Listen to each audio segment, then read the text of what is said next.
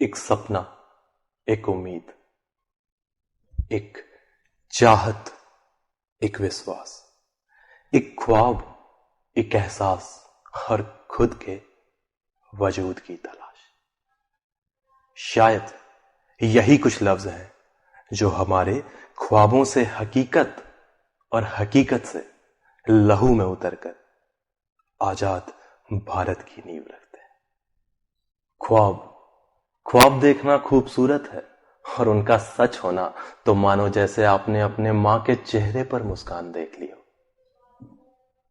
आजादी का सपना गर्म दल और नरम दल दोनों ने अपने अपने तरीकों से देखा था, पर दोनों की मंजिल एक थी, दोनों का मकसद एक था। यह आजादी नहीं, यह उन्हीं स्वतंत्रता सेनानियों का ख्वाब है जो हम आज जीते हैं। तो आज एक ऐसे ही ख्वाबों से हकीकत तक सफर की कहानी सुनाने जा रहा हूं। मैं आयुष प्रताप आप सभी को 26 जनवरी की कहानी सुनाने जा रहा हूं। आजादी को समझना है तो पहले गुलाम बनने की कहानी भी जरूरी है। जब ईस्ट इंडिया कंपनी को 1600 में ब्रिटिश महारानी से कारोबार की इजाजत मिली, तब तक भारत में फ्रेंच, पुर्तगाली और डच कब्जा जमा चुके थे। भारत से सूती कपड़े, रेशम, काली मिर्च, लौंग, इलायची और दालचीनी यूरोप जाने लगा था। और फिर एक दिन ईस्ट इंडिया कंपनी का जहाज 1608 में सूरत पहुंचा।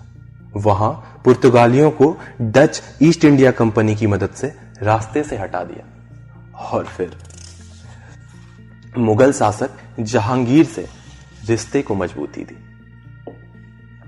यूरोपीय वस्तुओं के बदले भारतीय शासकों का दिल जीता और धीरे धीरे कूटनीति के जरिए उनके राजनीतिक मामलों में दखल देना शुरू किया और साथ ही साथ ताकत भी बढ़ाते रहे।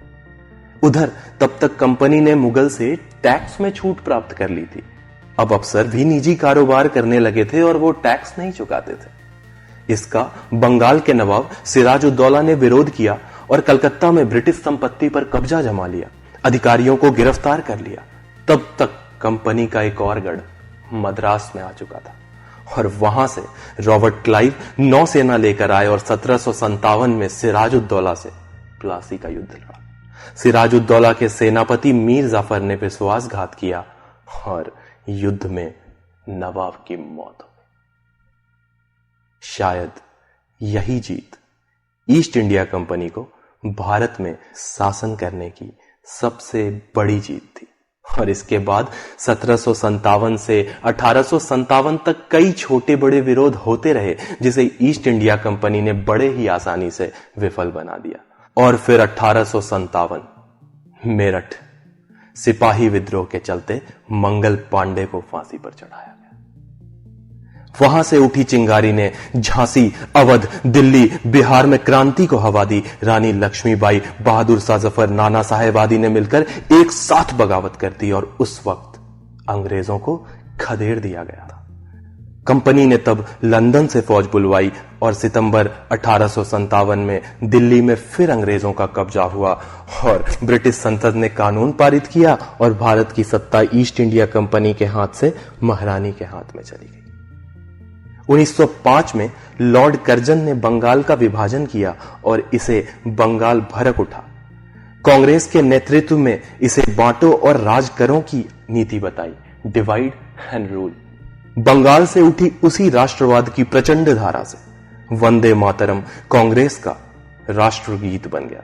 1910 में सुप्रीम काउंसिल में भारतीय सदस्य बढ़ गए थे, पर इससे पहले ही 1907 में कांग्रेस दो धरों में टूट गई थी, गर्म दल और नरम दल। मोहनदास करमचंद गांधी यानी बापू 1915 में दक्षिण अफ्रीका से लौटे। भारत का दौरा करने के बाद वे चंपारण, खेड़ा और अहमदाबाद के स्थानीय आंदोलन से जुड़े।